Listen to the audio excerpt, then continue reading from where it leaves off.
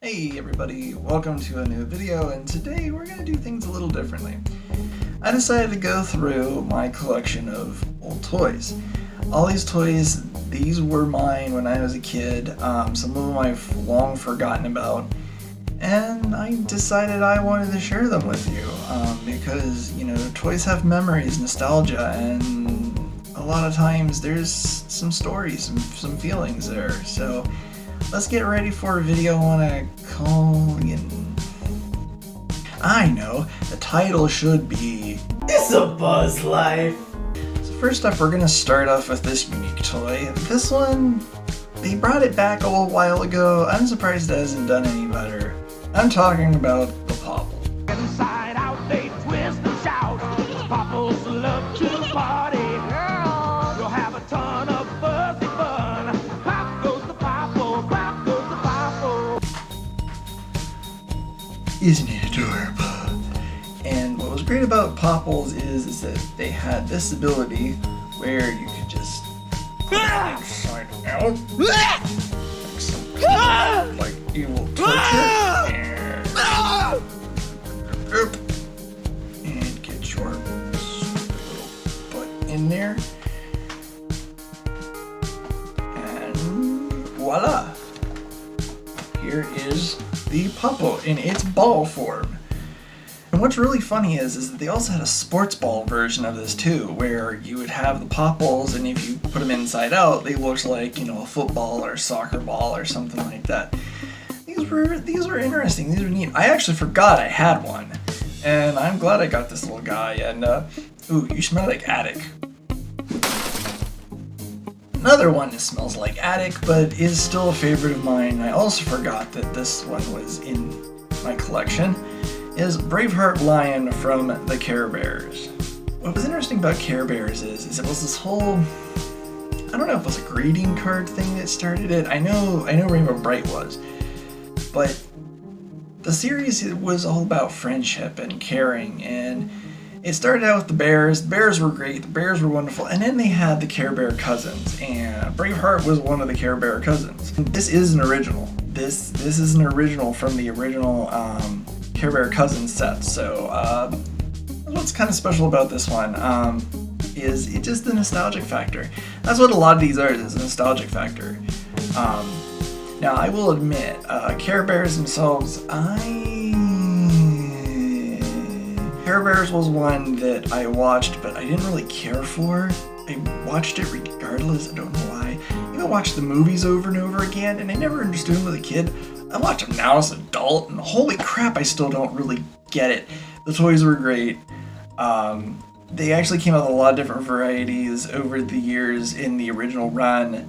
I'm glad they're coming back. I'm glad there's a new series coming out. So, yeah, I don't think these guys are ever going to go away.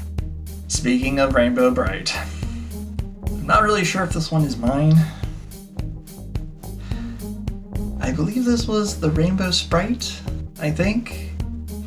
All I remember of this little dude is it was annoying as crap, ran around, was completely helpless, really had nothing to do at all with the plotline of the series. And yes, I did see the series as a kid, and no, I was not a fan of the series. My sister would watch this series over and over and over again, and I'm surprised they remember this thing. The only thing I have to say about this series as a guy watching it is that it was, even as a kid, I remember, like, it was just dribble.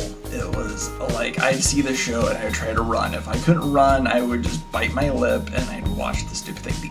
The only time that I actually liked Rainbow Bright was the movie. And if you've never seen the movie, I highly recommend it. Even if you've never seen the series, even if you don't want to see the series, see the movie. The movie is dark. I'm not kidding you.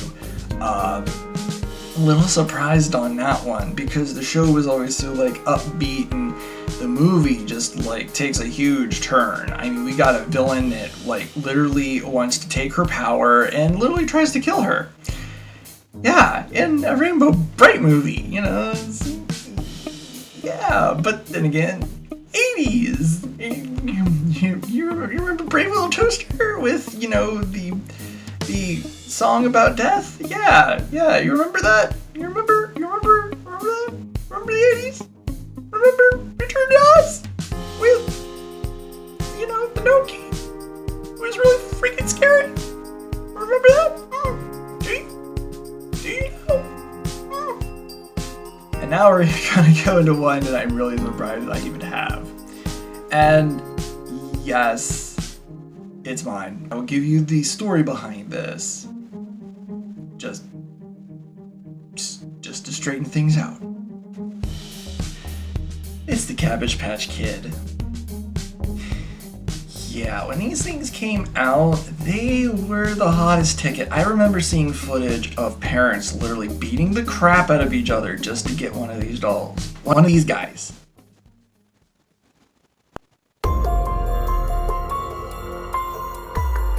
Oh, swallow your soul. Like I said, this one's mine, and I'll explain. My mother, when I was very, very, very, very wee little, way too little to remember I even had this. Okay, that's how young I was. I think it was like 1 or 2. She got me one of these when she got my sister one, and never knew about it. I'd seen this little guy around, but never knew. And then I was looking through his stuff, and I said to my mom, there's a Cabbage Patch in with all these toys that I'm rooting through. She goes, yeah, that one's yours. And I'm like, oh, really? Okay. But that's okay. You know what? These guys are nostalgia. They influence Garbage Pail Kids. Well, I'm not embarrassed to say that, this guy's gonna stay in my collection. I actually do want to clean him up. If you kind of look, he's a little, there. Lens is not there. If you kind of take a look, he's a little beat up. Not by much, a little dirty. I may actually take some baking soda and vinegar to this little guy. Just to clean that part up. I don't know if I can. If anybody knows, can you throw these guys in the washer? Is that possible? Because I have no idea. I mean, he's actually pretty not stained up. This is so adorable. Look at him. Me. And no, if you guys thought I was going to throw him, I'm not. I'm going to lay him down very gently. Gotta go fast. Gotta go fast. Gotta go faster. Now, getting into the 90s, I was a big Anthropomorphics fan, and I love Sonic the Hedgehog. The games were great, that's how I got into it. But Sat AM, the Sonic the Hedgehog Saturday morning cartoon, was the one. I loved that one. A lot of great people that worked on it, as well as the plot lines were great, and it was a little dark. If I remember right, I picked this guy up on a whim because there was only, I think, 2 or 3 left in, if you guys remember Suncoast Video, he was just sitting there, and so I had to pick him up because I was a big Sonic head. I know I got some of like the Happy Meal toys floating around somewhere and stuff like that, but I mean, I liked Sonic, and I had to have this. He's actually not too bad for wear. He's a little, like, kind of dusty, fluffy, but he's alright. Me. And also in the 90s, there was a great little show, and it's coming back. Ladies and gentlemen, it's time for Animaniacs. And again, this was one I had to pick both these guys up on a whim, and I don't remember where I picked them up, but they're freaking awesome. I mean, everything's done really well. They don't look too shabby for being plush. Definitely a little fuzzy in areas, but I mean, they're not bad for wear. But Animaniacs was huge. I mean, in the 90s, this show went 4 seasons. People were always talking about it, and it wasn't just the kids. It was adults too, because they did jokes for the adults. It amazes you just some of the pop culture references. Yes, some of them are dated, but it doesn't really matter, because if you know what what certain celebrities are in the show, things like that, it's not going to really bother you that much. And I'm not saying it's a dated show, it really isn't. Well, and like I said, some of the references are, but not really. Next two, actually, are going to have a little bit of a combined story. But Littlefoot. If you guys don't remember The Land Before Time, Littlefoot was one of the characters. This was something I got for Christmas. Whenever the hell that was, I honestly don't remember. All I remember was getting this guy under the tree, and I was stoked. And I think at the same time I got the movie on VHS. And it was a great, wonderful film. If you've never seen it, it's a great film. It's a little dark, it's a little sad, but it was really, really good. One of the great Don Bluth films. I really like this, and I'm really glad that I still have a hold of this one. This one means quite a bit to me just because of the nostalgia factor. It was a great film. When I was a kid, that was a movie that you turned it on, you were glued. Unfortunately, this was a franchise. It also got the crap franchised out of it. Like, eventually, they just started making sequels just to make sequels. Two toys from the same franchise. Ladies and gentlemen, Pee-wee. Yeah, he's old. Pee-wee's Playhouse was one of the big shows that was my favorite as a kid. And the toys were just as good. I know I got a couple action figures floating around somewhere. You can still find them at antique stores, but you're going to be paying a little more than probably what you want to for them. But if you can get them, it's worth it.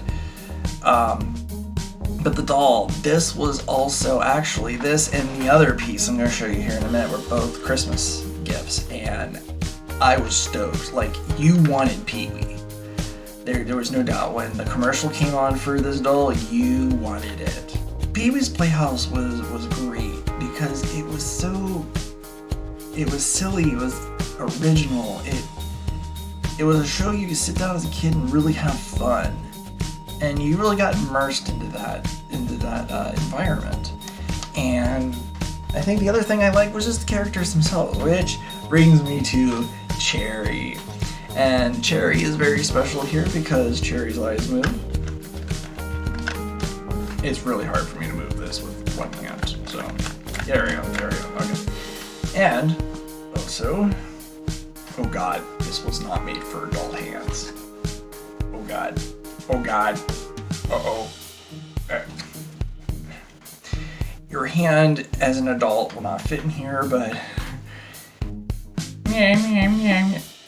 so I told you that there was a story that kind of connects Pee-wee and Littlefoot. It's not really a story, but it's kind of more of a feeling, and I kind of hate to make this the last part of it, but this is why toys are special to us. Because sometimes toys can be coping mechanisms.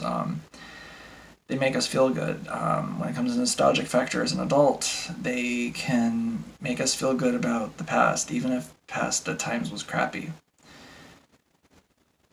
I don't remember around the time that it happened, but around the time that I had gotten those toys, I mean, separate Christmases, but around that time frame, my family had gone through divorce, and it was hard. And those toys got me through a lot.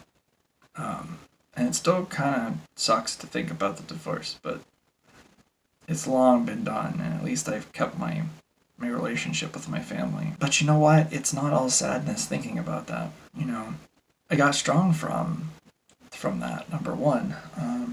And number two, it really just kind of justifies what I said. You know, toys are... Some people think that even if you're holding on to toys that it's childish, but you know what? Some of us, we want to keep that bond with those things. There's a nostalgic factor, and nostalgia to me is a really good psychological coping skill, tool, whatever you want to call it. And in the end, that's pretty much the gist of what I'm getting at with this video is nostalgia's good. Toys are good. It's good to keep a hold of those things. I think that this is one of my favorite collections, and I'm going to keep going through my action figures and stuff and trying to pull stuff out. Well, thank you guys so very much for checking out this video. If you liked the video, please subscribe, hit the notification button, and if you want to like this video too. Other than that, you can catch me on Twitter. You can also catch me on Stardust and Facebook. Until next time, guys, have fun, take care, and 143.